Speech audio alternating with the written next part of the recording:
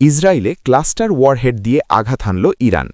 ইরানের নিরাপত্তা প্রধান আলী লারিজানিকে হত্যার প্রতিশোধ নিতে ইসরায়েলের তেল আবিবে ক্লাস্টার ওয়ারহেডযুক্ত মিসাইল হামলা চালিয়েছে তেহরান। ইসরায়েল জানিয়েছে ইরান বারবার ক্লাস্টার ওয়ারহেড ব্যবহার করছে।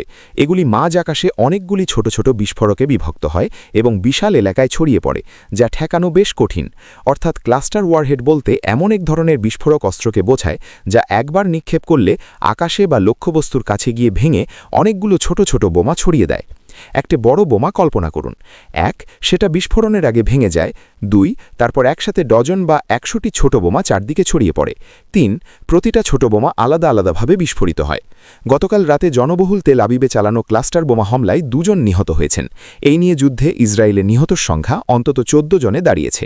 লারিজানি, যে সুপ্রিম ন্যাশনাল সিকিউরিটি কাউন্সিলের সচিব ছিলেন, সেই সংস্থা জানিয়েছে গত সোমবার রাতে ইসরায়েলি হামলায় লারিজানির ছেলে এবং তার ডেপুটি আলী রেজা বায়াতও নিহত হয়েছেন।